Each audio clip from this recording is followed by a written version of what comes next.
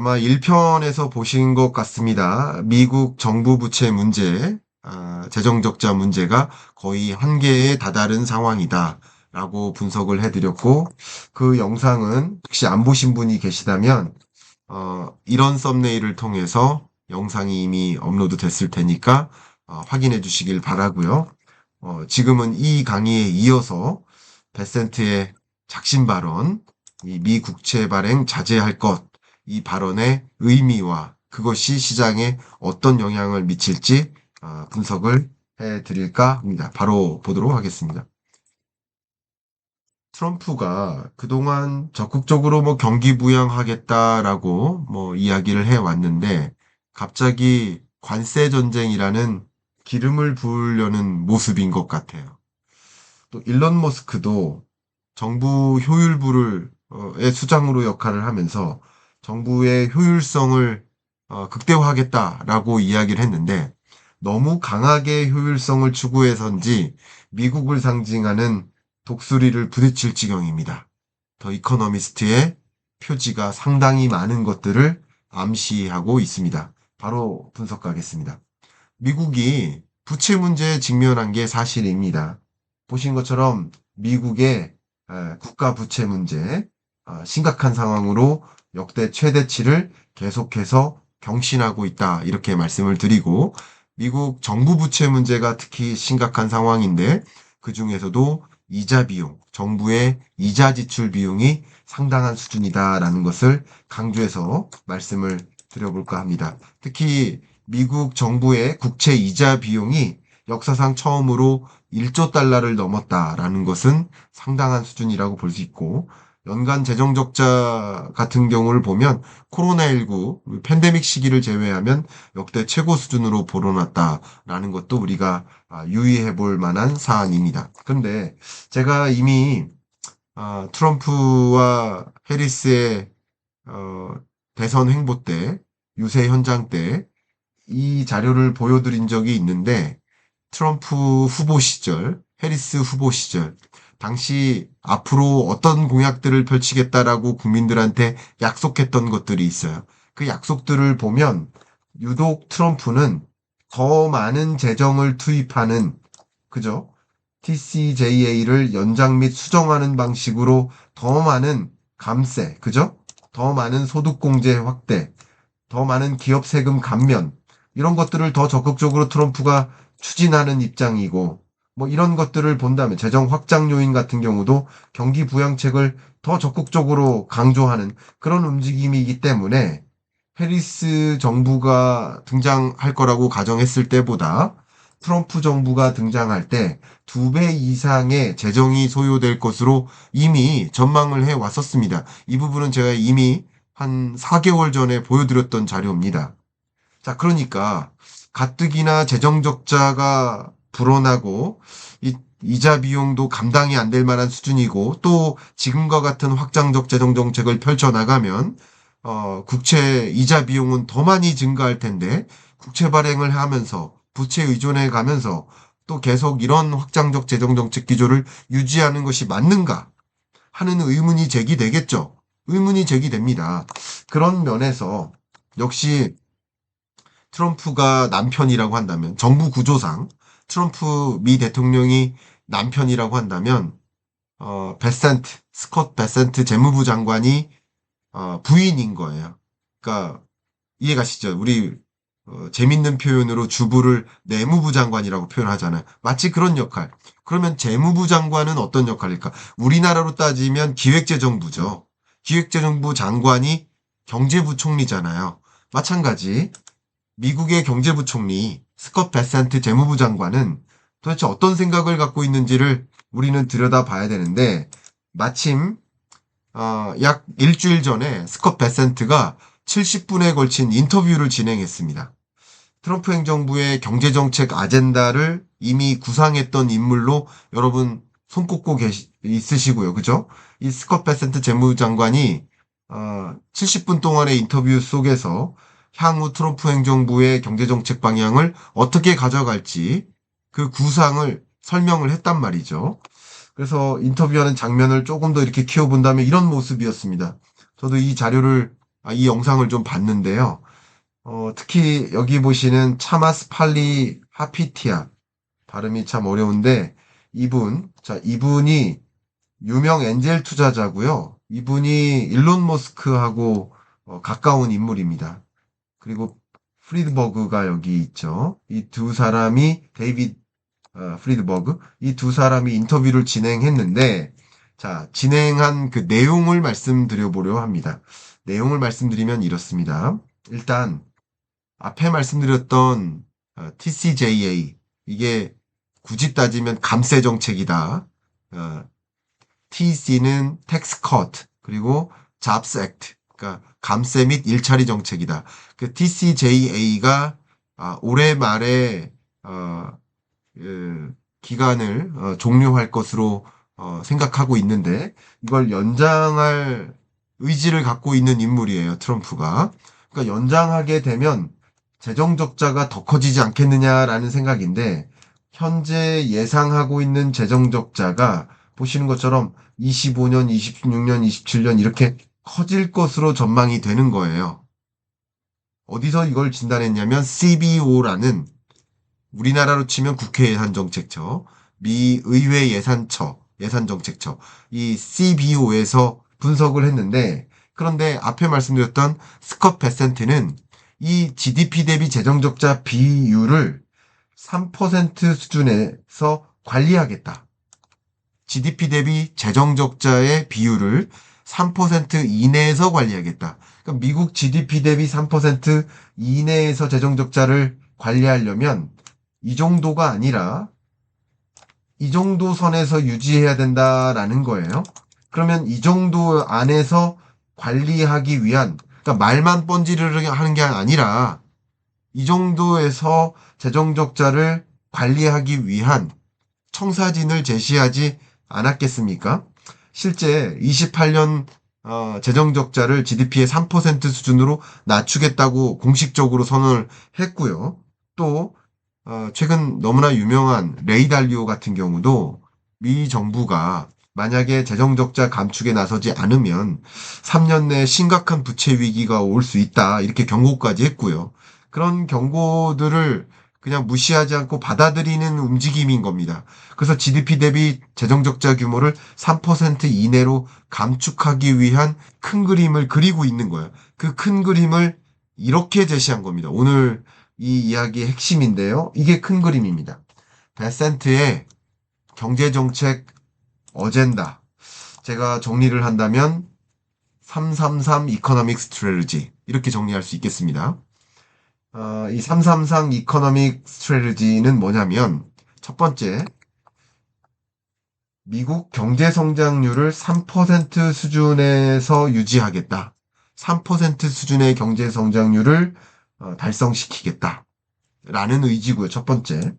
그 다음, GDP 대비, 이게 버짓 디펙트라는 좀 어려운 표현인데, 버짓 디펙트는 재정 적자를 뜻합니다. 그러면 GDP 대비 재정 적자의 비율을 3% 수준으로 감축시키겠다. 앞에 말씀드렸던 그게 정책 방향이고요. 세 번째, 에너지 생산량을 적극적으로 늘리겠다.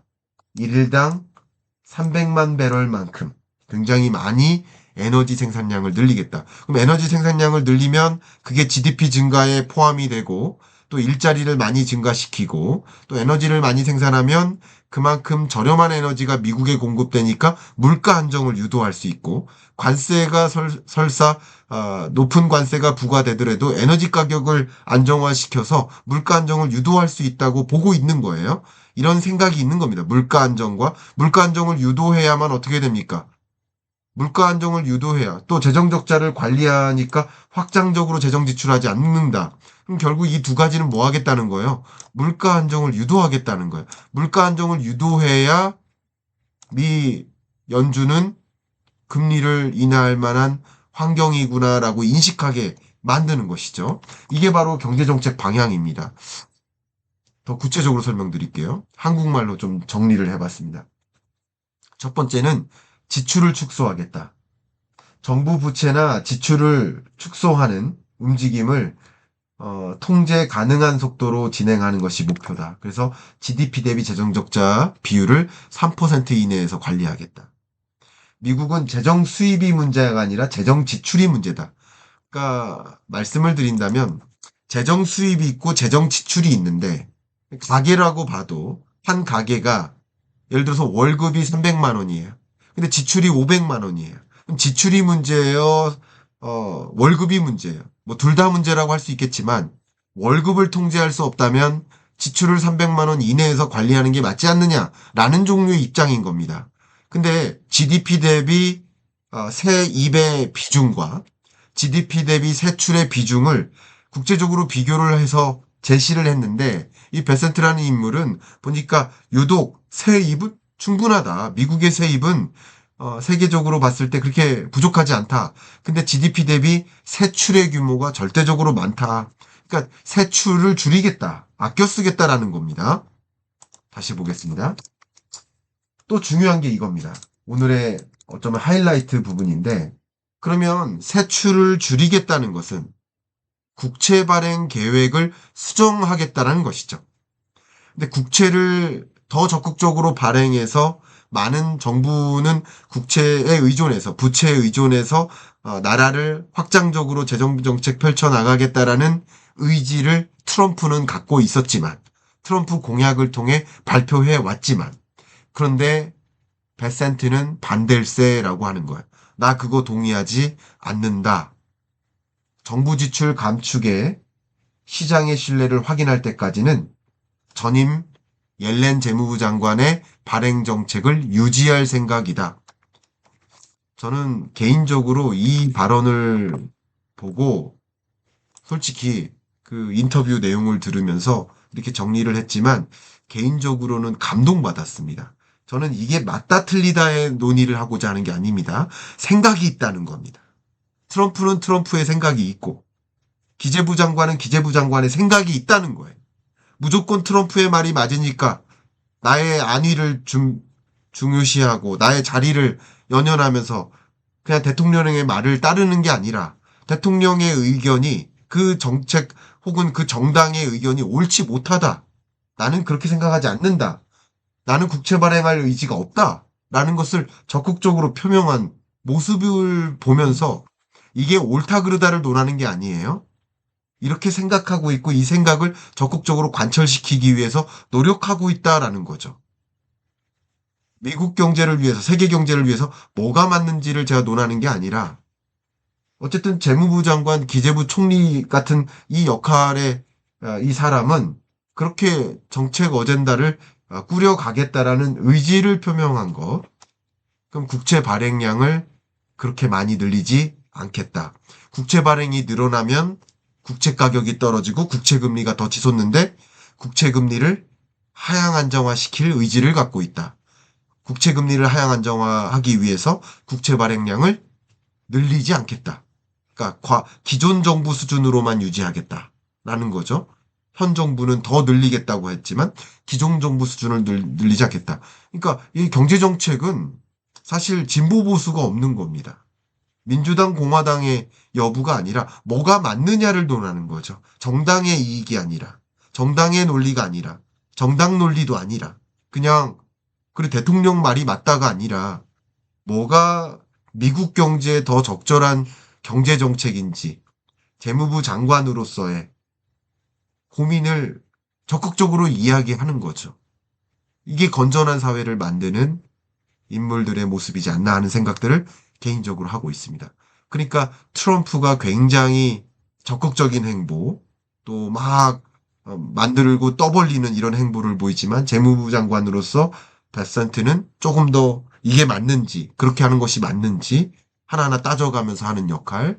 그러니까 벌리는 사람의 역할도 필요해요. 벌리는 역할. 기업으로 치면 마케팅부, 그죠? 기획부, 새로운 것을 계속 추구하고 도전해요. 근데 회계부나 재무부는 아니에요. 우리 기업 경제 사정이 그렇지 못하니까 그렇게 떠벌리면 안 돼요.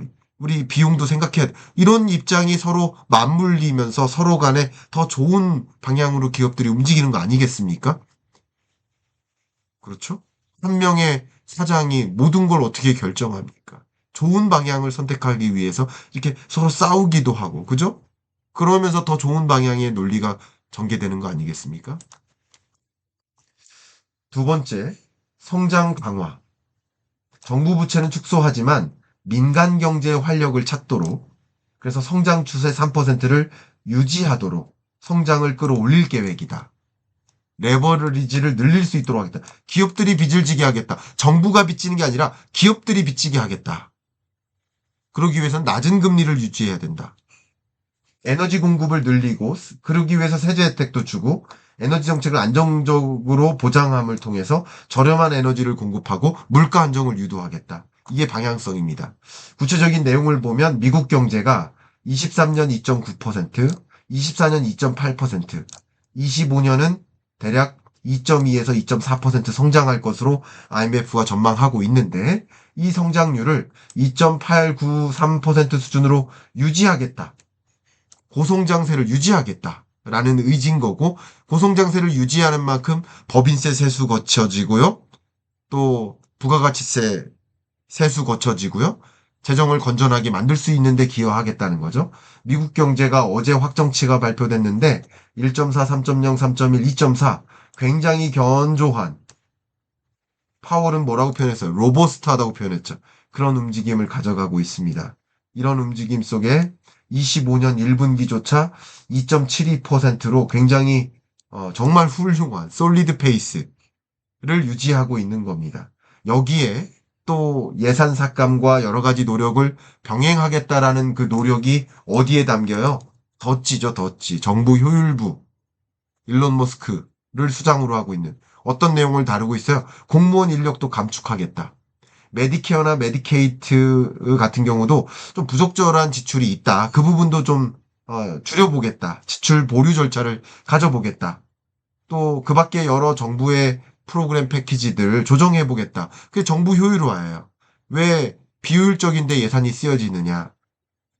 어쨌든 덧지 입장에서는요. 그게 제가 비효율적이라고 평가하는 것이 아니라 덧지가 평가하기를, 일론 머스크가 평가하기를, 트럼프가 평가하기를 왜 이런 비효율적인 데 쓰냐. 더 효율적인 데다 예산을 쓰자. 정부 지출 관리는 미 헌법에서 의회의 권한입니다. 그래서 의회는 이 덧지가 예산안을 제출을 하면 그걸 결의안의 형태로 의결시키는 것인데, 물론 레드 수입이니까 가능성은 어느 정도 높다고 보여지지만 의회에 의결하는 과정에서 적절히 조율은 있을 것이라고 봅니다. 자, 이렇게 말씀드렸던 것처럼 베센티는 국채 발행을 트럼프 행정부의 입맛에 맞게 늘릴 계획이 없다. 과거 정부 수준의 국채 발행량을 유지하겠다라는 입장이고, 그것을 통해서 정부 부채를 관리하고 미국 경제가 신용등급이 강등되거나 또 불안함을 더 야기하거나 뭐 셧다운 우려감을 키우거나 하는 문제를 절대 만들지 않겠다라는 의지를 표명한 것이라고 해석할 수 있겠습니다. 제가 두 가지 공지사항 말씀드리면서 마무리할까 하는데요. 한 가지는 무료 특강이 기획되어 있습니다. 4월 9일이고요. 벌써 한 300분 정도 신청해 주셨는데 혹시 추가적으로 희망하시는 분들 신청해 주시고 고정 댓글을 통해 확인하실 수 있습니다.